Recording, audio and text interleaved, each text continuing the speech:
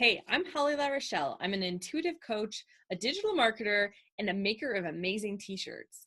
It's time to get out there. It's summer, so we've got an amazing summer sale on all of our t-shirts and our meditations, which you can find at wildandfreelife.com. Hey guys, I want to talk about the teamwork that makes the dream work. And how that looks in my household is I have a little bit of household help and I have a little bit of daycare help.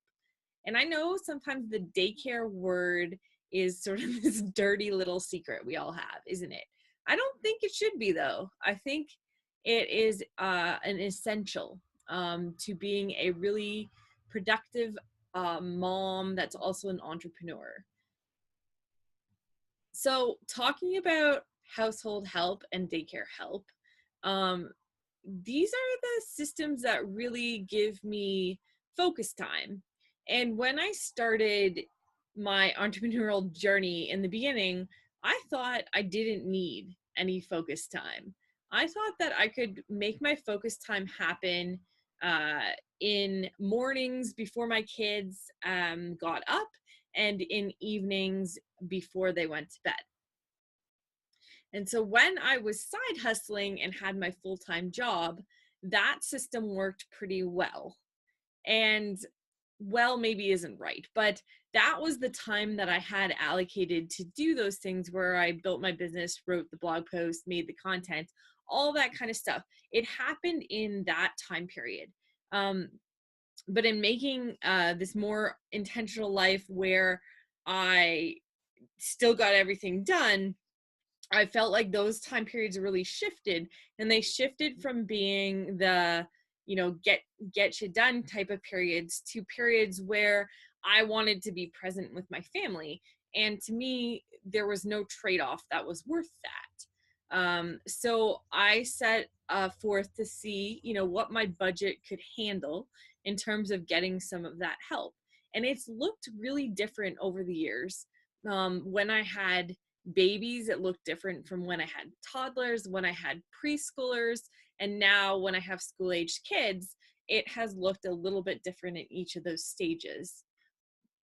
But the one thing that hasn't changed is I still need focus time. And there's something delicious about a focus time period where you have a good stretch, like half of a morning, like not half a morning, but like half of a day or a day where you can do your thing.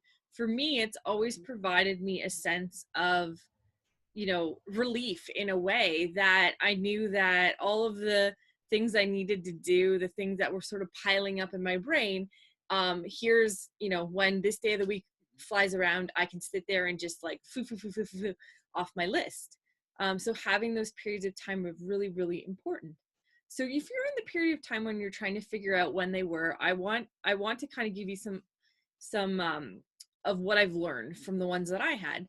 So when I had young babies, so I'm talking like under a year old, my focus period was always during their nap time. So nap time or quiet time, as the case may be, was considered power hour to me. And so during that power hour, I would do those things I really needed to get done in that day. That's the period in which I would do them.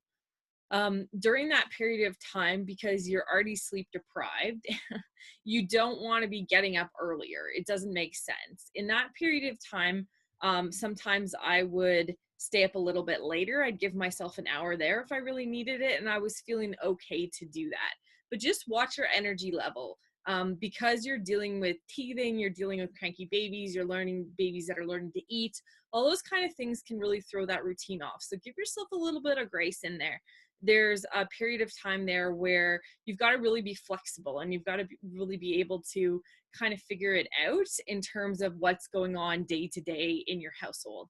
It's okay to change your mind about when that period is. You can change it at any point. When I had toddlers, that time was very much still the power hour of nap time. But I found that because my kids were good sleepers, I could start doing the early morning thing. I could start getting up.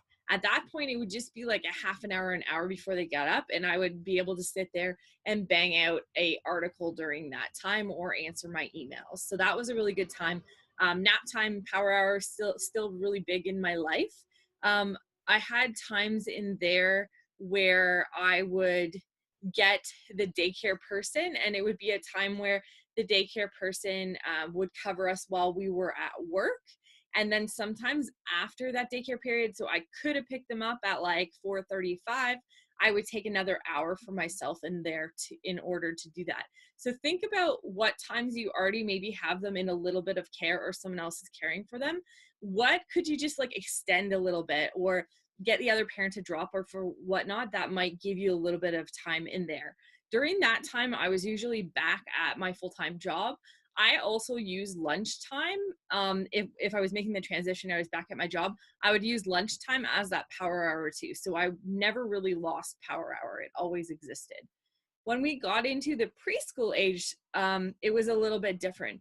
This was a time where they could go to like a community program where they would have preschool for say 2 to 2.5 hours. So during that time of preschool, basically what I would try and do is I would try and stack it on something else. So the way it's worked for the last year with my daughter is I drop her off at her preschool at 1 o'clock, and then the babysitter actually picks her up at 3. So instead of just getting the 2 hours that I would get, I can actually get from 1 till say 5:30 when my husband gets home. So I get a good 4.5 hour chunk.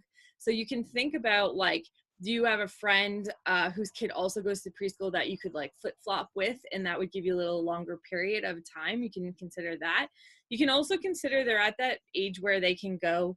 My daughter's gone for 1 day of a week of childcare a week. So I had 2 extended days with the preschool that I got 4.5 hours a day. And then I also had 1 day where she would go to her friend's house and do daycare for 1 day a week. And that actually gave me a nice little work week, would come together there with an early morning. So that's kind of how I've used it in the preschool time frame. And then when we look now at school age, we're just getting into that. I've got one kid who's doing school age, and then I have one child who's going to go in the fall. We are looking at doing, obviously they're going to go for some days, but sometimes just a little bit of after school care, even 2 hours, will help lengthen that day a little bit. So we're planning to utilize our babysitter for that in the fall again. We'll see how that goes.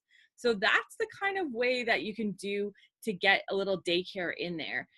If daycare isn't in your budget, consider swapping with a friend. Consider working out a deal with grandma, aunts, uncles, people who want to hang out around with your kid anyway. That'll allow you to do your best work. Also consider what time of day are you clear-headed, right? Like that's part of it. I'm very much an early morning person these days, but if I wasn't, I would have to reconsider how my days go. The other thing to consider is household help. So one of the things that absolutely drives me crazy is when our household seems to get out of control. So for us, that usually looks like there's a whole bunch of stuff piled on my kitchen counter, whether it be dishes, whether it be permission slips, whether it be mail, it doesn't really matter. But once that kitchen kind of goes out of control, the rest of the house seems to blow up around it for whatever reason. So in preschool and baby ages, or preschool, toddler and baby ages, we had a person who came in twice a week, bi-weekly in the month. So she came twice a month and cleaned, cleaned the floors, vacuumed the carpets, wiped down the counters, all that kind of stuff. That's what happened during that time. And we paid her a bit of money. She would be able to do the whole house in about 2 or 3 hours, depending on how it looked. And that was a really big deal. When we tried to do it ourselves, it took us a whole day, an 8.5 hour day for us to do it around kids. So a little investment for that household help for 2 hours was well worth it.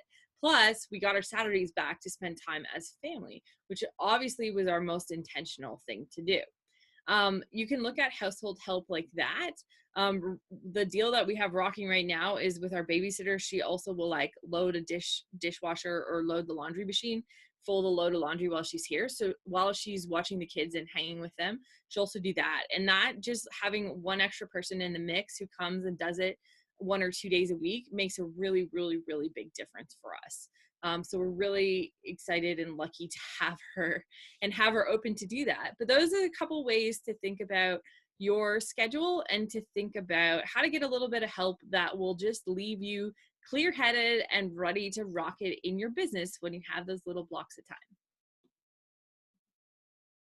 Thanks for taking the time to watch my video. For more amazing tips, a little bit of farm life, you can follow me at holly.larochelle on Instagram, or you can subscribe to my channel by hitting the subscribe button below.